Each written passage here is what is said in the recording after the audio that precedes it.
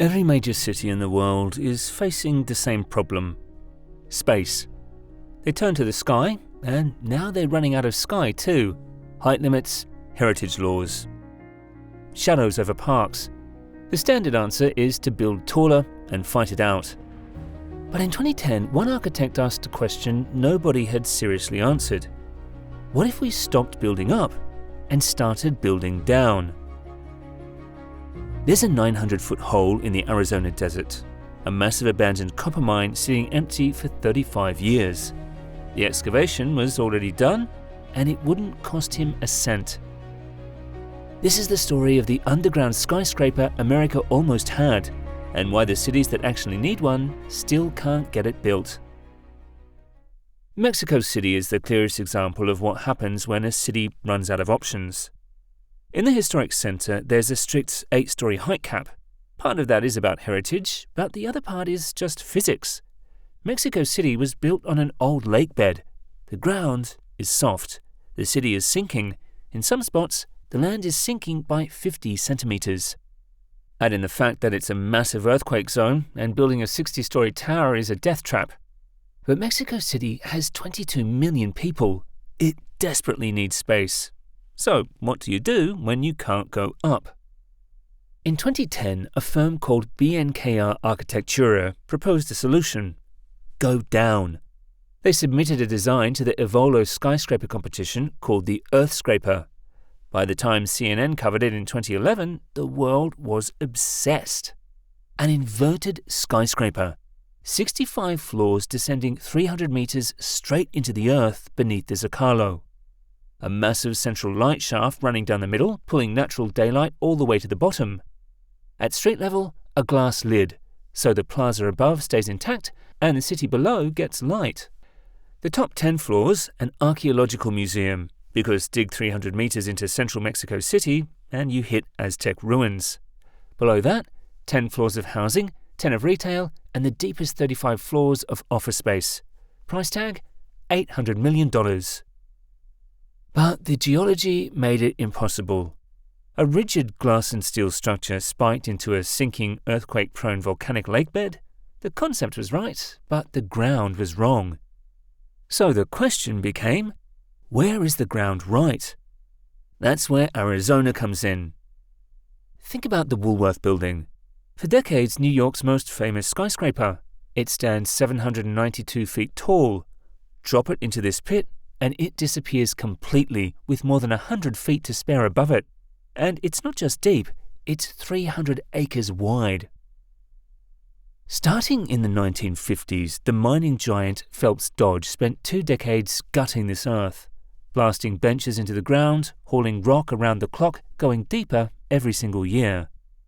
By the time they were done in 1974, they'd pulled out around 75 million tons of copper ore from this one site. And that's just the ore. When you factor in all the waste rock they had to move just to reach it, some estimates put the total material closer to 350 million tons. All that work turned the town of Bisbee into a powerhouse. In the early 1900s, this was reportedly the largest city between St. Louis and San Francisco. But copper doesn't stay valuable forever. When prices tanked in the mid-1970s, the mine shut down and Bisbee exhaled. Today, the town has reinvented itself. Art galleries, quiet cafes, tourists. But the hole is still there. And here's what matters. Think about any MegaBuild project. What's always the first, most expensive step? Digging. Usually you spend years and hundreds of millions just to get a foundation in the ground. The Lavender Pit is 900 feet deep, 300 acres wide, and the digging is already done. Every dollar of excavation already spent by a copper company decades ago. That's what one architect saw when everyone else just saw a scar.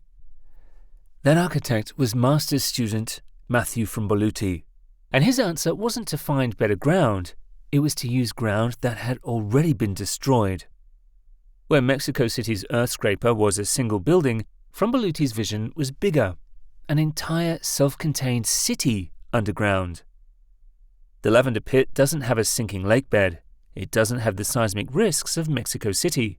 What it does have is millions of tons of missing rock and a stable, pre-carved basin. So instead of digging a new hole from scratch, why not use this scar as the foundation for something the world had never actually built? He designed a self-contained urban ecosystem. Homes, offices, shops, and even underground farms. An off-grid machine for living, a city that breathes, feeds itself, and powers its own existence without needing a single wire to the outside world. The entire surface capped by a massive reinforced glass dome sitting flush with the desert floor. From the highway, the city would be a ghost, and to keep it connected, he even planned a light rail link straight into the heart of Bisbee. Residents could commute from their underground sanctuary to the local art galleries without ever needing a car.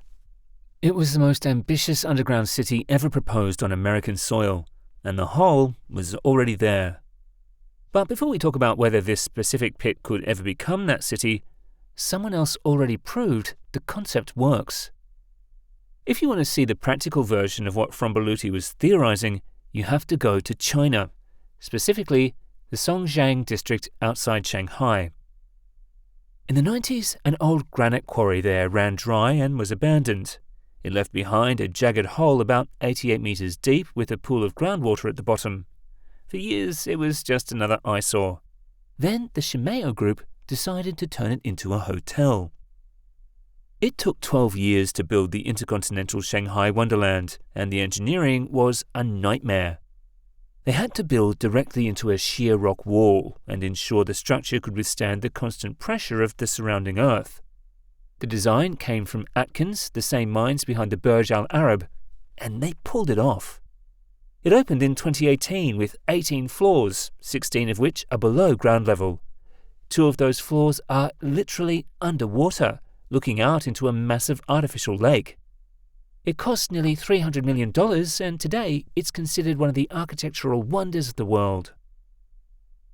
But if you want to see a full-scale Earthscraper in action, you have to look at Helsinki. The Finnish capital was built on solid granite. During the Cold War, they started carving out space for civil defense, but it eventually turned into a lifestyle. Helsinki became the first city in the world to publish an underground master plan. They have over 400 separate facilities buried beneath the streets. Beyond tunnels, there are swimming pools, data centers cooled by the Baltic Sea, and even churches carved directly into the bedrock. One swimming center doubles as a nuclear shelter for nearly 4,000 people. It's a parallel city that runs integrated into daily life every day. You see the same thing in Chengdu, China, where massive retail and transit networks span hundreds of thousands of square meters entirely underground. The 3 places show us 3 different versions of the future. The engineering isn't the question anymore. We know how to build in the dirt. We know how to manage the water and the pressure. Take Sydney. They're running out of options. To the west, you have the Blue Mountains, a UNESCO World Heritage Site you can't touch. To the east is the Pacific Ocean. To the north and south, it's ringed by national parks. The city literally cannot sprawl. Yet its population is projected to reach somewhere between 9 and 14 million people by 2071, at minimum nearly double what it is today. By 2025, a study found that extreme housing stress in New South Wales had jumped by 32% since 2022. You don't solve a problem that big by building another suburb. There isn't room for one. New York is facing the same tension, just a different version. Billionaires' Row has become a political battlefield. The shadows they cast over the park are such a big deal that there's now a Central Park Sunshine Task Force and new laws to protect the light. Then, in April 2026, the NYC Department of Buildings posted an April Fool's joke on social media. They claimed they'd approved a 90-story underground Earthscraper to solve the housing crisis. It went viral instantly, and the reason it worked was because people approved it. That reaction tells you exactly where the conversation is heading. In 2020, a study was published using finite element modelling to see if an Earthscraper could work in Sydney's Hawkesbury sandstone. The results? The rock is incredibly stable, handling pressure and seismic loads much better than the soft mud of Mexico City.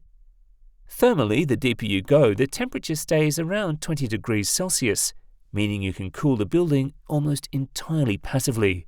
The ground can hold it. So, what would it cost? Nobody has ever costed above below. Frombeluti was a student with a competition entry, not a developer with a budget. So, we have to work it out ourselves. Mexico City's version in worse ground, $800 million. Shanghai's Quarry Hotel, it costs nearly $300 million. The lavender pit is more than 3 times deeper, 10 times wider, and you're building a city, not a hotel, in America, where construction costs run 2 to 3 times higher than China. The number you land on is somewhere north of $3 billion before a single blueprint exists. For context, that's roughly what it costs to build one trophy skyscraper in Manhattan. One World Trade Center, $3.9 billion. The Chicago Spire, America's most ambitious skyscraper, abandoned in 2008 with nothing but a hole in the ground to show for it, $2 billion. 432 Park Avenue, New York's most controversial super tall, $1.25 billion. For roughly the cost of the Spire and 432 Park combined, you could build a functioning underground city in a hole that already exists, that's already 11 times deeper than the one Chicago left behind. The point isn't that it's cheaper. The trade-offs are completely different. No shadows over the park, no residents displaced, no skyline fight. So why didn't America's version happen? Above Below never moved past the theory. The lavender pit is owned by Freeport-McMoRan, a mining giant that isn't exactly in the business of building underground utopias. They're still holding on to it because there's more copper nearby that might be worth digging up one day. To them, a pit is an asset, not an opportunity. But that's not the only reason. Decades of blasting have left the walls unstable in some areas, and the soil is still contaminated from years of heavy processing. Local news at the time was blunt. The odds of anyone actually building there were very distant. And honestly, the biggest hurdle wasn't the engineering or the dirt, it was those 5,000 residents of Bisbee. They're not facing any housing crisis, land shortage, or economic collapse. Sydney has 5.4 million people running out of room. New York has shadows falling over its parks and lawmakers fighting over floors. Bisbee has art galleries and quiet cafes. So there's not a single reason why they'd drop billions of dollars into a hole in the ground. Above Below, like most architecture competition entries, went viral for a week and then disappeared. Frombeluti went on to become a successful architect in Philadelphia. The pit stayed empty. But the question he asked didn't. So, is Above Below ever going to be built in Bisbee? Almost certainly not. The mining company has no reason to sell, the cleanup is expensive, and frankly, Bisbee isn't desperate enough yet. But that was never really the point. Matthew Frombeluti was pointing towards a bigger challenge. What if we stopped treating abandoned mines as problems to be cleaned up and started treating them as infrastructure that hasn't been used yet? The US government has identified at least 140,000 abandoned hard rock mine features on federal lands alone, pits, shafts and tunnels scattered across the West. Federal agencies spent nearly $3 billion managing them between 2008 and 2017 alone, mostly just trying to contain the damage. Almost none of that money went toward creating value. Not all of them are the size of the lavender pit, but some are. And we still haven't answered the question of what to do with them. What's left isn't a technical barrier, it's a human one. It's about ownership, political will, and the financial engine to make it happen. These are problems that only move when people get desperate enough, or ambitious enough. One city already has the feasibility study, bedrock, and a housing crisis so severe that people have stopped looking at the sky for answers. It's not in the American Southwest, but that's a story for a different video. Now, would you live in an Earthscraper? Or does the idea of never seeing a real horizon give you the chills? Let us know what you think in the comments below. If you want to see more deep dives, make sure to hit that subscribe button. This is MegaBuilds. Thanks for watching.